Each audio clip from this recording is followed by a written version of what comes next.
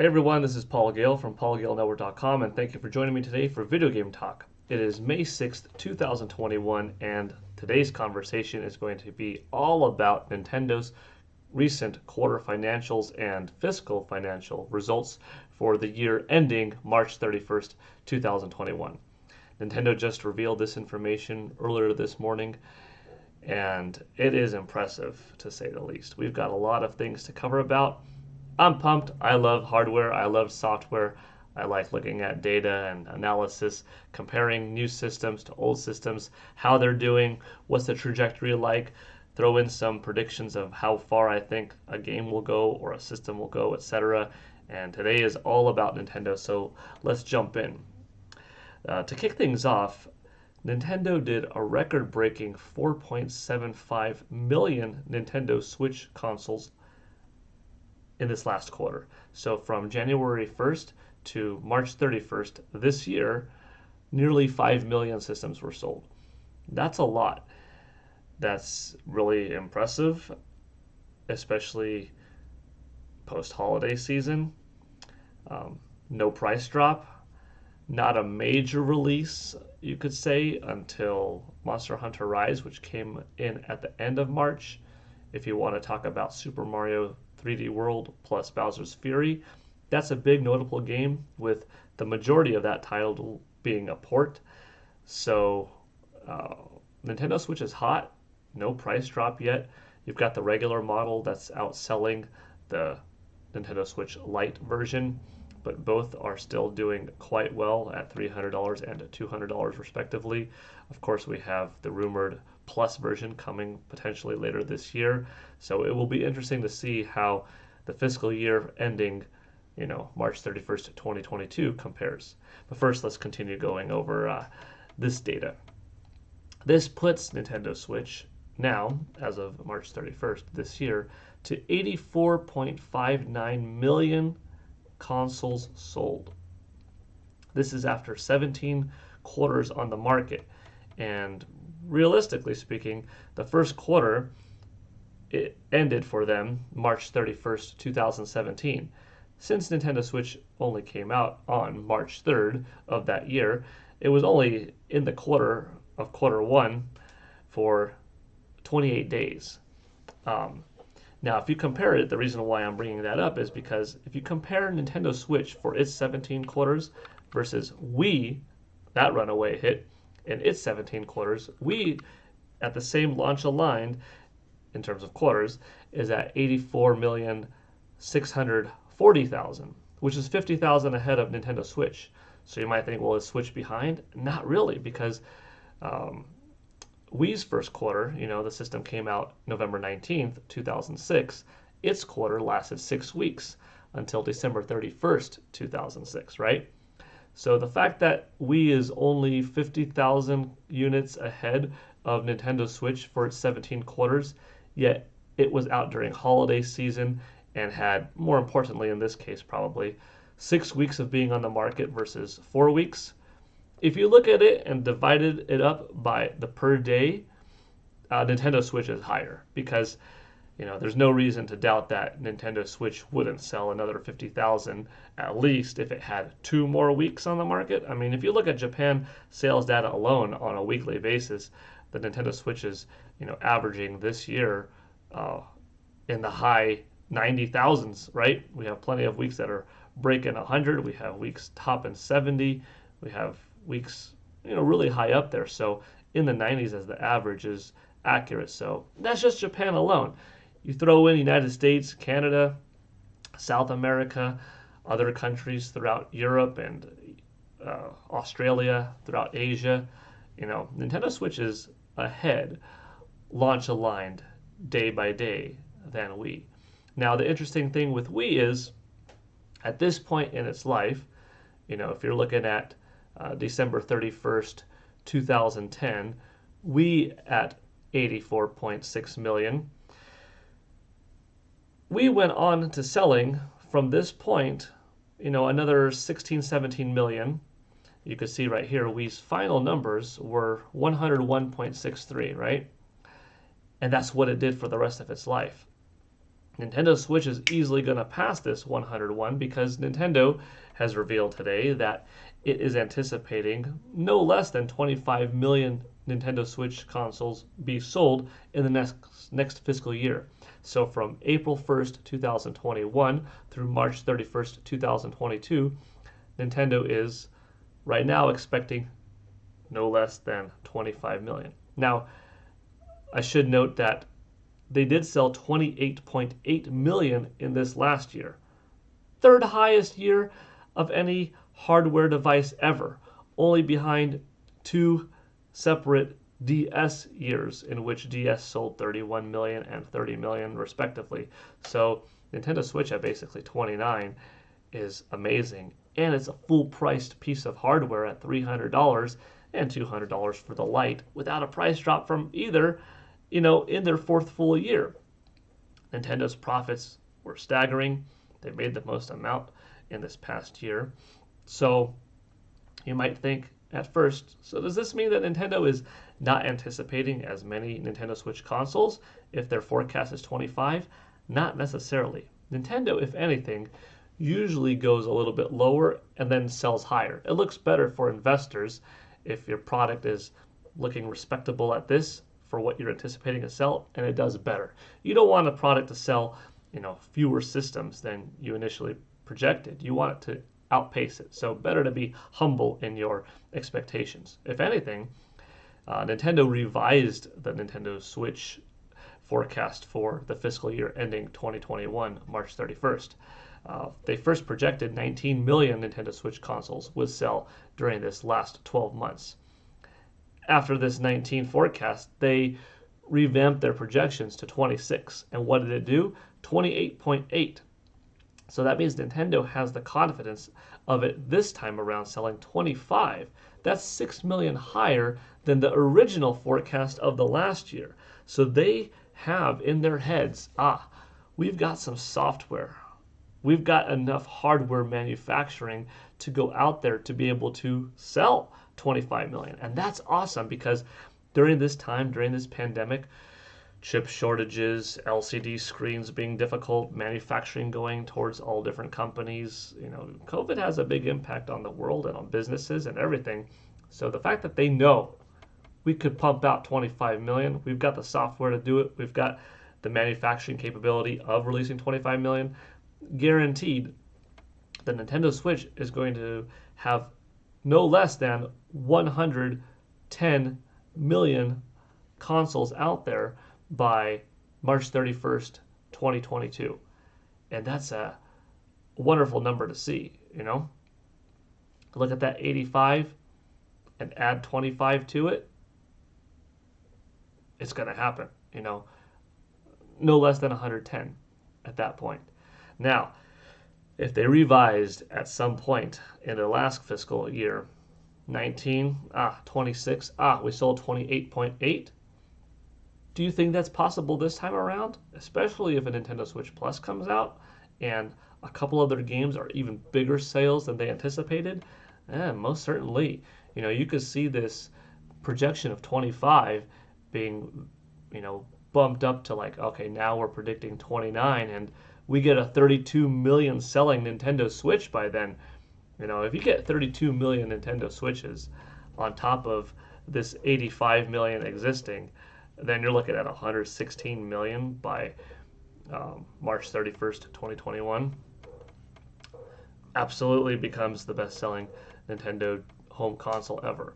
Yes, the Nintendo Switch is a portable, it is a home console, it is a hybrid, but you're looking at Wii for the rest of its life, after its 4 years on the market, after its 17 quarters, it went from, that 85 category territory to 101.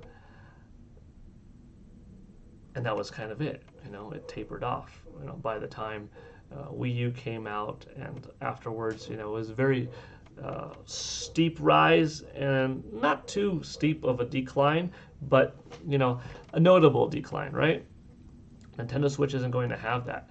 I can't see Nintendo Switch not reaching 140 million because even if you look at a relatively steep decline, after it sells somewhere between 110 to 116 million by March 31st, 2022, it could have relatively decent drops for the next couple of years. Inevitably, it will receive a price drop. And, you just go from 110 and you throw on another 15 and you're at 125, and another 10 you're at 135, and you drop it to 5 you're at 140, and by March 31st, 2025, even with those kind of drops in those 3 years to come, it'll definitely hit 140. Now, I say definitely, but that is because we don't know exactly what Nintendo plans to do with a couple of things. One, just how long do they want the Nintendo Switch to exist as the designated console of theirs before moving on to a Nintendo Switch 2, a proper platform that is a dedicated sequel system in which its games will not be able to be backwards compatible on the regular Nintendo Switch, Switch Lite, Switch Plus, right?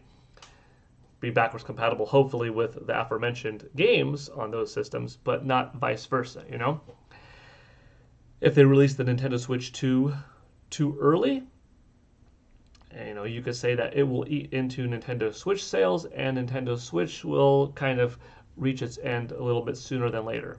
If you reach Nintendo Switch 2, release it too late, maybe too much of the hype has died down, and people are now shifting gears into purchasing another console as their new system. So Nintendo has to play it smart. I really see sometime between this November and next March when Nintendo would release a revision model, Nintendo Switch Plus, right? That's what I've been calling it. And release it alongside something like the sequel to The Legend of Zelda Breath of the Wild, showing a powerful game that's owned by millions of people, and we'll show you just how many millions in a moment. That sequel, and this is what it looks like running on the Nintendo Switch Plus. It's perfectly fine. It's running at 900p, 30 frames per second on the base model, and if you go in portable mode, you're getting 720p, 30 frames per second. Same resolution sets that the original Breath of the Wild had on Nintendo Switch, but this time with a little bit higher visual fidelity, a little more graphical flair and shine. But if you're playing the game on Nintendo Switch Plus, maybe it would have a couple of different modes. You've got your 4K 30 frames per second mode, and you've got your 1080p 60 frames per second mode, and higher visual fidelity to boot. Whoa, you're looking at 1080p 60 frames per second versus 900p 30, better resolution and double the frame rate, or this beautiful crystal clear 4K one at 30 versus this 900p one at 30, and the better visuals to boot. Okay, the hardcore gamer, the fan that absolutely loved The Legend of Zelda Breath of the Wild, this is some good motivation to double dip and buy a new system and maybe pass their existing Nintendo Switch onto younger brother, younger sister, family member, husband, wife, friend, maybe sell it, maybe keep it as their bonus system that they could kind of, not to say throw around and take carelessly, but, not be as high of a priority anymore and be that, secondary console that they take with them, use more portably, throw on a second TV in the household, That's quite a few things to consider there. And then you have your, first-time Nintendo Switch owner, somebody that didn't buy it in the last almost 5 years by this November, speaking. Did not buy it in the last several years of availability. Just wasn't quite for them. Weren't impressed by the graphics, but now kind of hard to avoid the hype after this machine being out. But now it's got these graphics are now really good. There's now a smaller gap in visual fidelity between Nintendo Switch and, PS4, Xbox One, Nintendo Switch as a brand, including the Plus primarily, between it and PS5, Xbox Series X, that you're looking at Nintendo Switch Plus and say, whoa, not only do the new games that come out look great and significantly better than they did, but maybe third parties are saying, all right, we're going to release a patch for Mortal Kombat 11 and bring the Nintendo Switch version, visually speaking, up, performance-wise up, closer to what the Xbox One and PS4 versions were. Older games like Doom Eternal, yeah, we're giving them patches.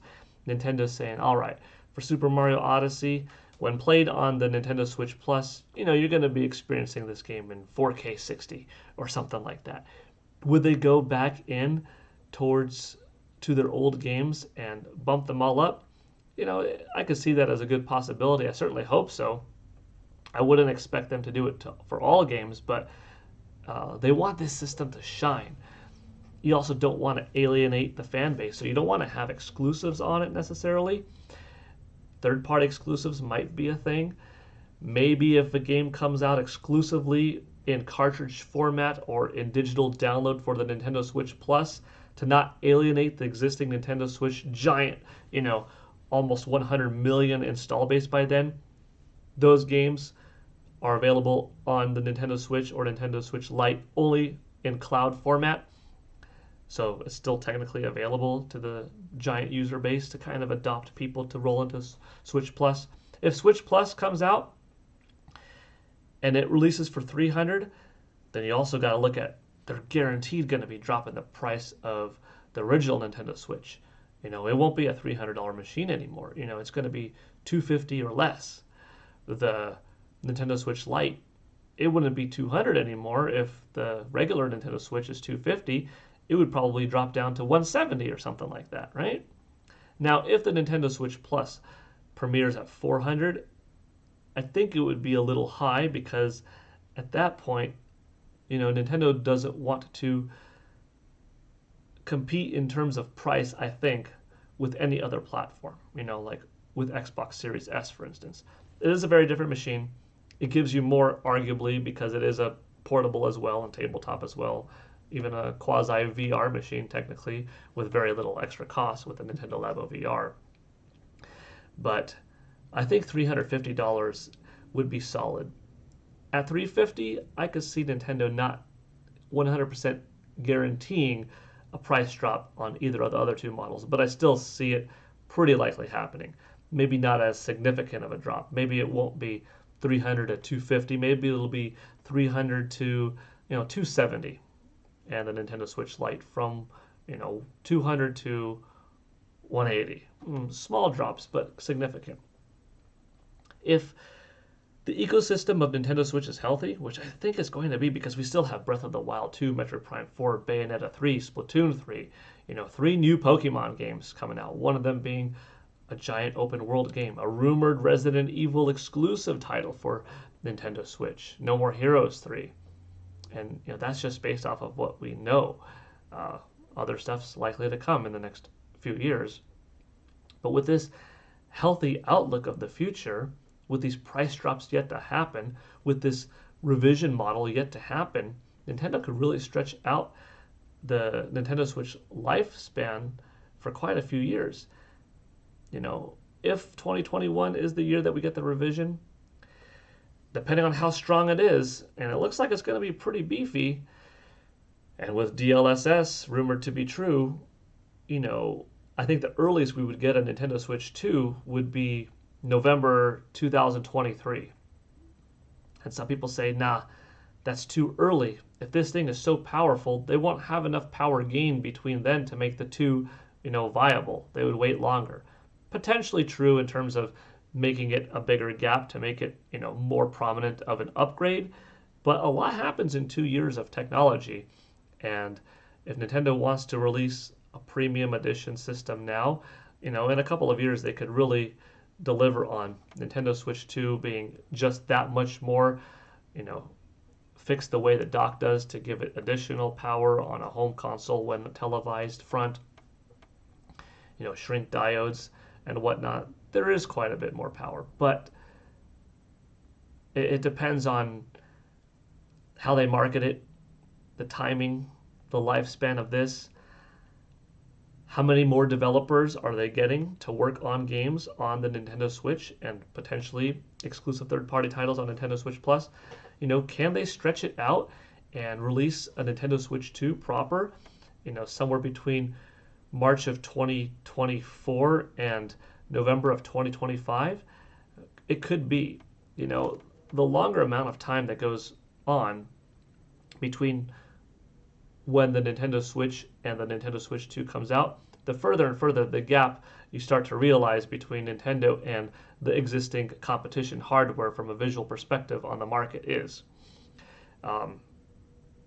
At launch, Nintendo Switch was very capable competing head-to-head against Xbox One, PS4. I mean, you're getting Doom and you're getting Wolfenstein 2, you're getting Dragon Ball Fighter Z, all of the indie games, beautiful stuff like Hades, pretty much equal parity or very close to it. There are certain games that you could see more of a difference, like Mortal Kombat 11, as I mentioned earlier. But if the Nintendo Switch Plus is enough to make Nintendo still the talk of the town, like this premium hardware, just the regular Switch and Switch Lite, that has been selling like gangbusters for the last 4 years with so many good games yet to come out, that doesn't really need a revision. We're doing it now so that it's still been hot and still been talked about and still beating out. In this last quarter, Nintendo Switch beat out PlayStation 5 and Xbox Series X in sales. Then again, the other two systems have a little bit more difficult time in manufacturing, but still, at the end of the day, Nintendo Switch is the current console leader. 28, 29 months in a row in the United States. Do a revision. You're already building up on the success. You don't want Nintendo Switch to slowly decline and then give it a shot in the arm, a little shot of an adrenaline, It's going up, up, up, up, up.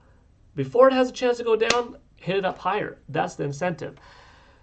That's going, if you want to go retroactive talk, that's ideally what Nintendo should have done with the Wii in November 2010.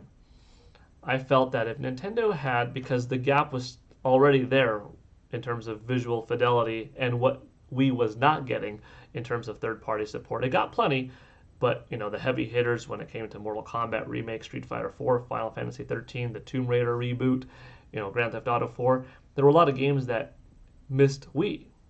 Assassin's Creed, new franchises that were coming out during that era couldn't be played on that system. Some developers made different SKUs, like Activision with Call of Duty versions that ran on Wii. Some developers did it with Ghostbusters too, but a lot of games missed it because it wasn't capable.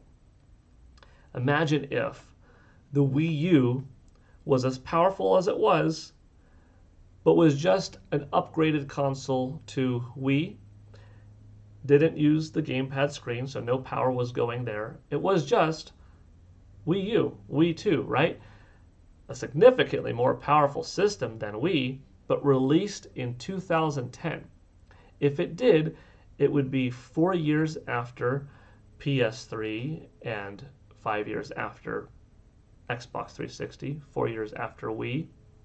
But it would also be a full 3 years before Xbox One and PS4. So it would be coming out kind of right in between there.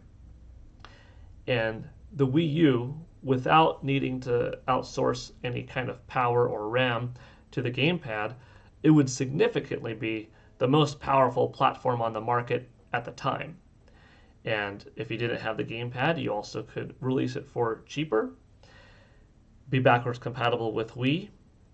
The Wii U would be seen as it plays your old Wii games in a higher fidelity.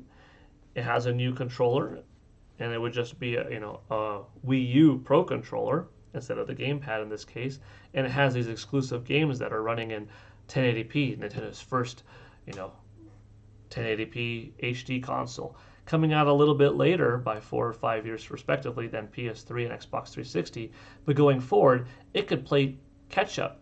And by not coming out in 2012, at that point, really far off from Xbox 360 and PS3 and only a year before the significantly more powerful PS4 and Xbox One, I think Wii U would have gotten, these Batman games, these Tomb Raider titles, this Street Fighter game, this Mortal Kombat, this Final Fantasy, and at that point, Wii U could hang out in the market. It would do a lot better than this 13.56 million. Wii would still be a high talk around the town, It would be 3 years, the most powerful machine on the market. It would probably potentially get Grand Theft Auto 4, get Grand Theft Auto 5, depending on how well the system is selling. After all, you could say maybe not. Nintendo Switch is at 85 million and still doesn't have Grand Theft Auto 5, right? So not guaranteed that Grand Theft Auto would get it, but probably safer to say, you know, Wii U would do a lot better. You wouldn't have had the gamepad gimmick, but let's say this thing came out in 2010 and it lasted, in addition to the 3DS, both working in parallel, 3DS still coming out in its 2011 timeframe. So you have this 2010 console and this 2011 portable selling.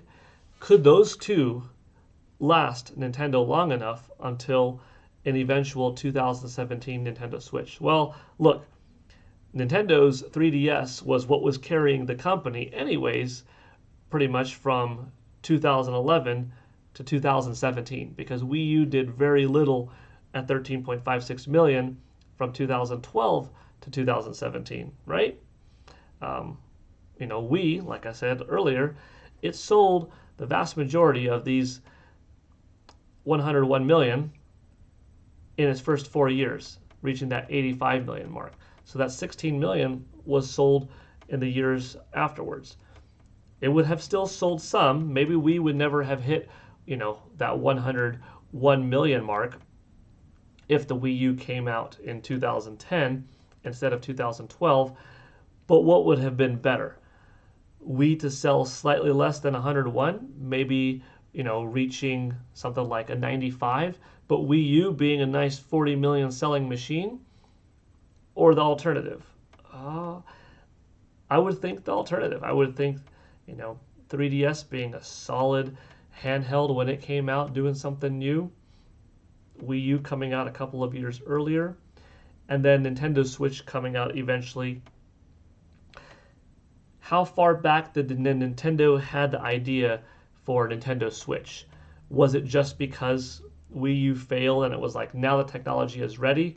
Or did they always kind of want to do this? Because if they didn't do the gamepad thing, some people would say, no, well, then they would never have tried the Nintendo Switch. Not necessarily. Nintendo is always thinking generations in advance. So I would still think that Nintendo Switch would have come out. Could they have been pressured to release it a little bit sooner? Now, that kind of depends on how well Wii U was doing. But then again, Nintendo was, not that they were okay, but they existed just fine with Wii U not doing well for, 4.5 years on the market before Nintendo Switch came out, because 3DS was, they had the company on their backs. Wii U software sold well. As we look at the Wii U software in a little bit, you'll see some pretty big numbers, some pretty strong attach rate from software to hardware. But I digress. The point of the matter is I deviated a lot talking about Wii and Wii U. Nintendo doesn't want the hype train. Nintendo doesn't want the success of their 4-year-old system to drop. Clearly they don't think it's going to, because they're saying, hey, we're doing at least 25 million by March 31st next year. So they have good faith that it's going to beat Wii. It's going to do 110. And, there's not an absolute need to release new hardware, upgraded hardware yet. But I think they should, because it's the safer play right now. Be the talk of the town yet again. Don't let the system fall in momentum. Don't try to give it a shot of an adrenaline as it's coming down, and as PS5 and Xbox Series X is getting, more ground, more stake in the market, more availability. If Nintendo wants to win, they want to be the new guys out yet again on top of what's already successful. Have a couple of different price ranges, and that's going to be recipe for success. Nintendo Switch could easily, within its family of 3 systems, hit 140 million. I think it's going to do something like 160 million. I think on the high end, and this is kind of a wild prediction, but on the high end, I could see it going to 210. Now, that's huge, right? That's unheard of. If you're looking at the Nintendo DS, 154 million, whoa. If you're looking at PlayStation 2 at 155 million, whoa, you're telling me 210? It really depends when Nintendo would release the Nintendo Switch 2. If the Nintendo Switch 2 came out too early, you could argue that Nintendo Switch sales would slowly drop, but not off an edge, I don't think. And that's because there is a big market for people buying consoles late in their lives at a very affordable rate. Look at the Game Boy Pocket line. Look at the Game Boy Advance SP line. Look at DS Lite, 2DS line. Years later, the systems become dirt cheap compared to their original models, Even hardware, when it comes to Nintendo 64, Nintendo GameCube, other hardware out there from other companies as well, they get cheaper and cheaper as the years go on. The fact that these systems are selling so well right now without a price drop is amazing, but eventually, even when Nintendo Switch 2 is out, depending on how many years removed, Nintendo Switch 2 comes out from the Nintendo Switch's release date and whatnot, and how long Nintendo Switch is lasting before its first drop, eventually, you could see this system being a sub $200 machine. Eventually, you could see the Nintendo Switch Lite being a sub $100 machine. Could you imagine if they are marketing around this Nintendo Switch Lite for $90? This Nintendo Switch for $150. Wow, $150 is half of what it originally cost. $90 is very attractive, as that's $10 less than $100. $89.99 Nintendo Switch Lite, a little bit less than half off of the original 2019 released console. At that point, not everyone is on the bleeding edge, cutting edge of technology. They need the fastest thing. There is a big market of people that have more important things in their lives than buying video games, and they have limited finance, limited budget. So games are kind of the last thing on their mind. So they're not going to buy, the $500 PS5 at launch. They're not going to buy the $300 Xbox Series S at launch. Ooh, their kid is too young. They don't need a $300 Nintendo Switch or even a $200 Nintendo Switch Lite. Too young, not responsible enough. They're not buying the newest iPad for the kid or for their family. But, after years of friends talking and years of just seeing things, eventually a player's choice line potentially of first party and maybe some third party Nintendo Switch software being out there for only $30 and highly talked about. Mario Kart, Smash Brothers, you got to try the Zelda Breath of the Wild game. Oh, and the system's only $90. Oh, that becomes for the family. That even though it's an old product for you and me, you probably being the hardcore gamer that's watching this right now, listening to me talk for 32 plus minutes, even though we were supporters, we were day oneers and stuff, for them, it's a brand new machine. For them, it might be their first console. You can say, well, wouldn't they buy a Nintendo Switch 2 at $350? When that comes out, or a Nintendo Switch Plus at, $250 at that point, maybe, but if they waited this long, if money's their main concern, if they didn't need it in the family, but now, their 1-year-old, a few years ago when Nintendo Switch came out, is now 5, right? 4 years later. In a couple of years from now, Nintendo Switch Lite having price drops, now the kid's at 7. Now the mom and dad see, now it makes sense to buy a $100, $150, $90 machine instead of this $200, $300 machine. You see what I'm getting at? There is a market for people that, it's October 2020 and they're not buying the iPhone 12 as their first phone. They're buying an iPhone that's a few years older. It could be new/refurbished, but it's significantly cheaper. And this goes with Android or any kind of machine because that's what they need. They don't need the latest iPad. They don't need the latest, desktop computer. They're buying something a couple of generations back because that's good for them. That's affordable. That's their entry point. The gaming industry is always continuing. New people are coming in all the time.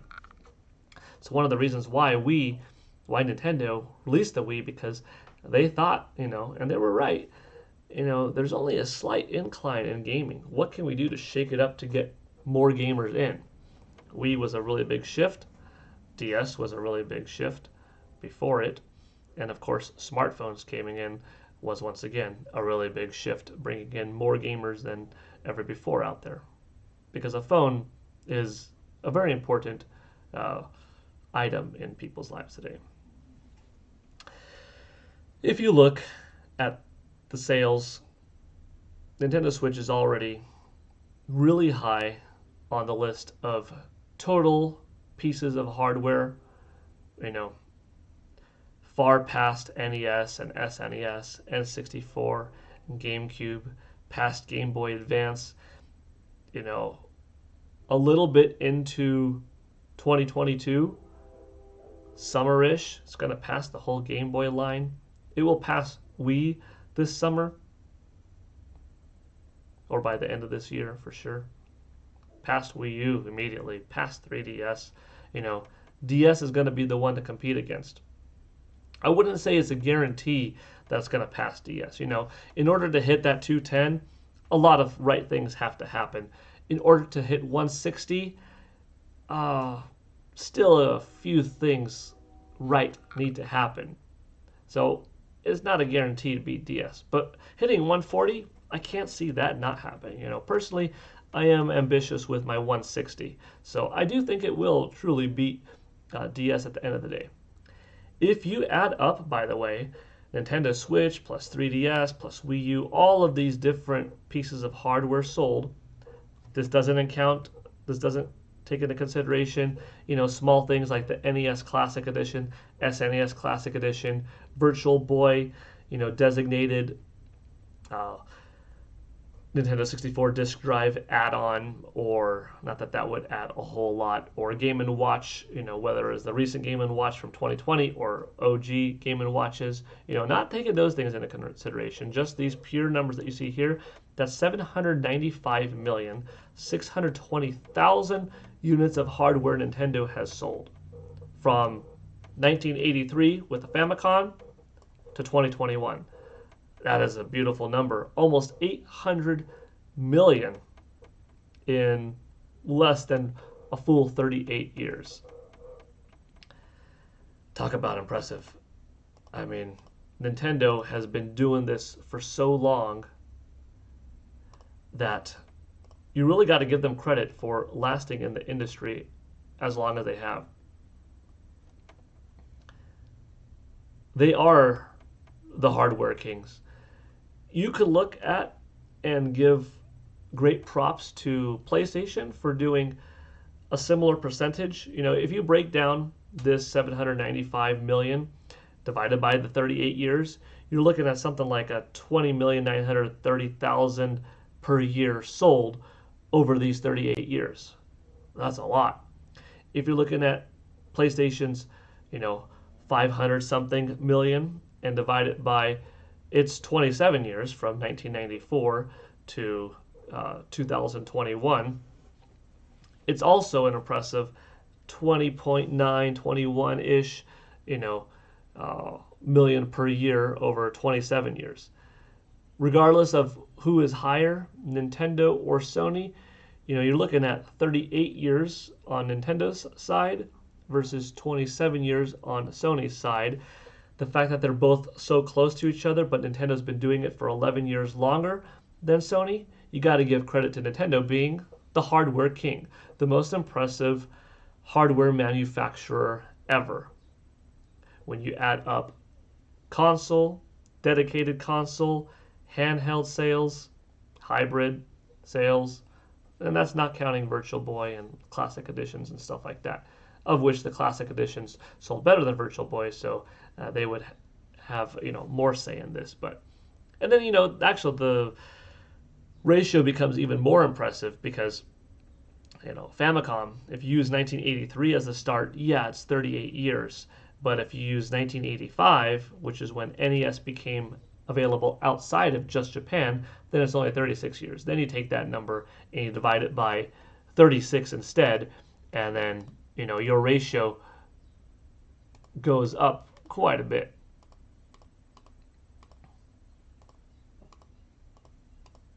$22.1. That's a lot. You'd have to be fair and say, okay, well then take Sony's 1995 to 2021, and say 26 years for them, because that's when PlayStation went outside of just Japan, jumping into North American markets, etc. But at that point, Nintendo's shaving off 2 years. It is more advantageous to them than Sony's shaving off 1 year. Nintendo's, becomes higher by a greater percentage. Just all around amazing sales, though. 28.8 million last year, third highest year ever for a system to be sold. 4.75 million in the last quarter. Let's move on to software sales. Coming in at number 1, the biggest selling game on Nintendo Switch is Mario Kart 8 Deluxe, with 35,390,000 copies sold out there.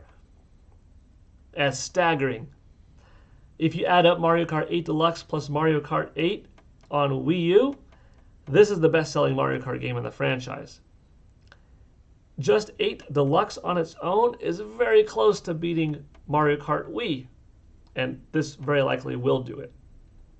And number 2, check this out. Animal Crossing New Horizons has only been out for a year. It came out March 2020, and it's at 32,630,000 copies sold.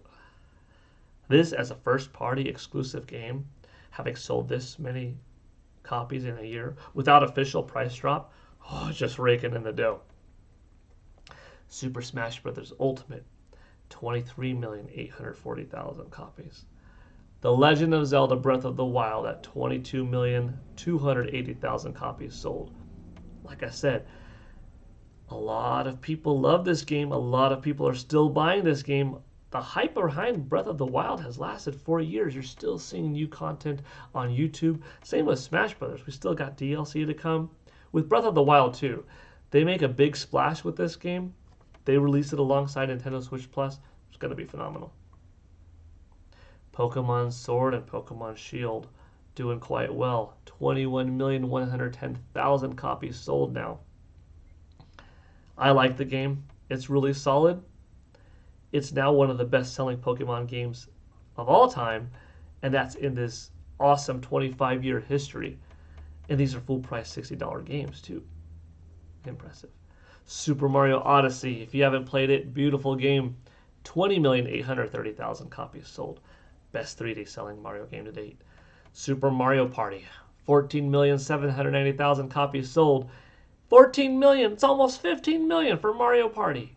And we just got, within the last couple of weeks, this awesome online multiplayer update that now, as that begins to make the rounds and as friends start to talk with each other, people coming in that like, oh, now's the time for me to buy this game because now I can play it online, it becomes that much more attractive and no extra cost. Awesome. Pokemon Let's Go Pikachu, Pokemon Let's Go Eevee, 13,280,000. Respectable amount of numbers for a small, simpler remake of a Pokemon Yellow, essentially. Splatoon 2, 12,210,000 copies sold. We've got a couple of Splatfests left throughout 2021. We've got Splatoon 3 coming out in 2022.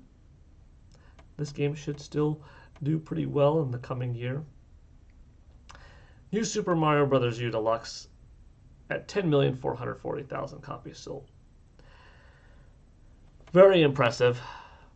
The fact that this game did so well, despite being just a port with a couple of additions, having the Luigi content, having Nabbit extra content in there, than what it did on Wii U is great.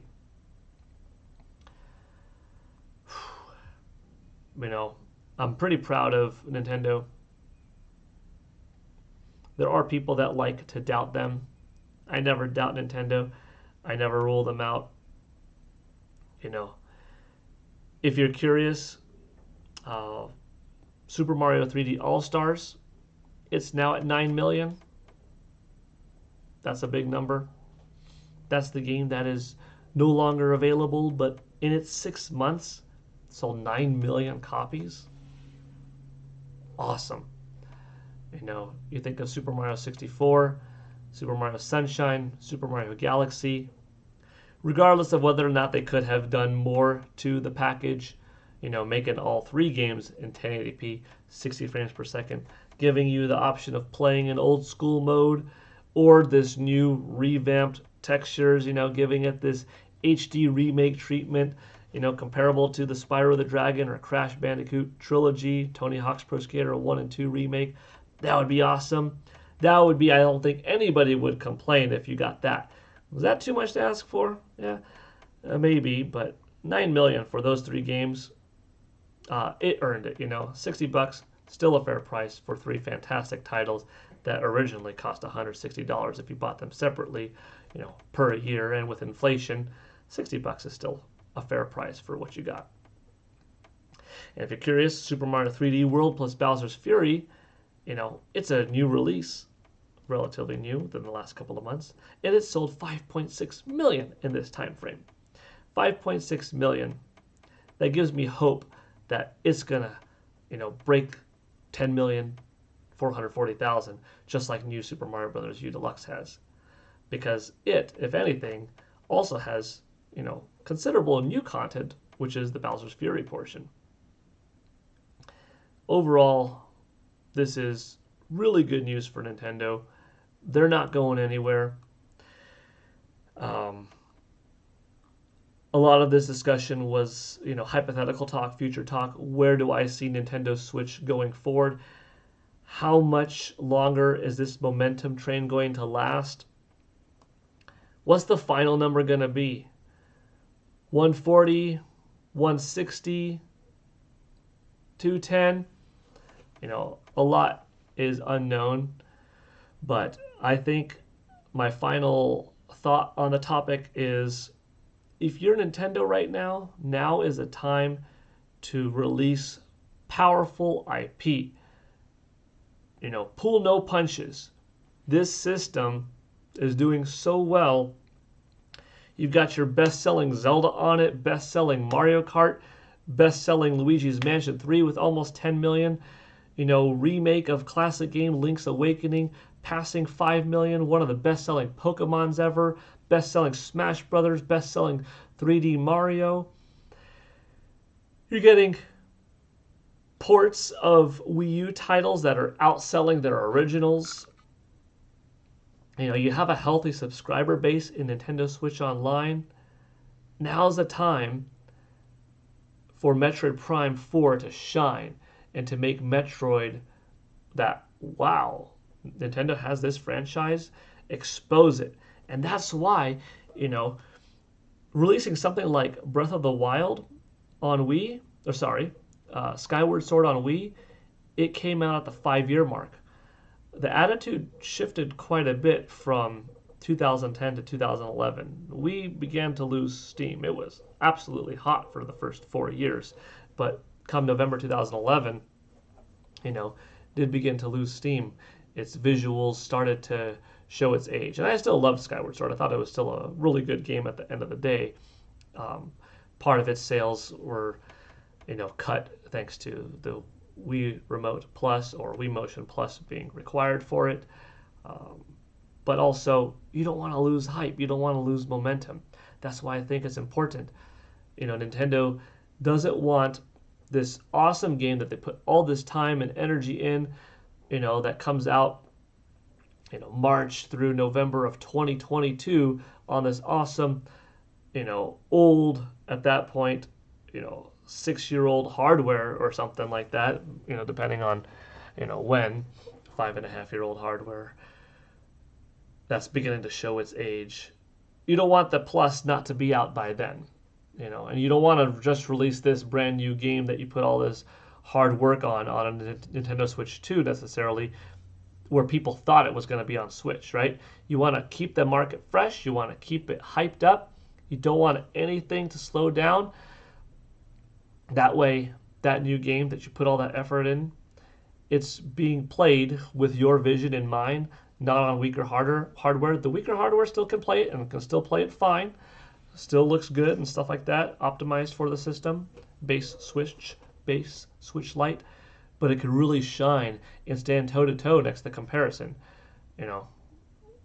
next to the competing hardware, I should say, via Xbox Series X, PlayStation 5, which at that point, by November 2022, they will be out for a couple of years. They'll be out on the market. Their games will be even looking better. So, yeah, I think Nintendo's going to do just fine. Release stuff. Metroid Prime 4, which, by the way, I hope doesn't come out November 2022, but I could see it. Well, I shouldn't say I hope it doesn't. I hope it doesn't come out later. I'm okay with it coming out next fall. That would be fine, but hopefully not too much later, Unless if the Nintendo Switch Plus comes out, later as well, in which that would be the pioneer shining game that you would use to promote the system and not Breath of the Wild 2. But I don't think it's going to be that way. I think it's Breath of the Wild 2 alongside Nintendo Switch Plus. Wow, this is what it does. Metroid Prime 4 will just further, reap the benefits of coming out probably a year after Breath of the Wild 2. But F-Zero, Star Fox, 1080 Snowboarding, Wave Race, Excite Bike, Advance Wars, Punch Out. These titles that a lot of Nintendo fans love, release them now on Nintendo Switch. When people think Nintendo, for a long time, oh, Mario, Pokemon, Zelda, Donkey Kong. Yeah, now they're thinking those games, and they're also thinking, oh, Splatoon. They're also thinking Animal Crossing. Despite Animal Crossing always being a good seller and being out for 20 years, it's never been out like this before. Now it's doing really well.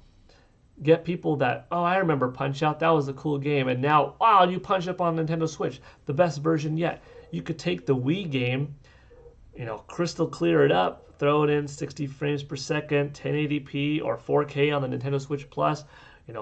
Got this awesome widescreen mode to it, revamped textures, models, new content, new fighters, new path. And you're going to have another hit on your hands.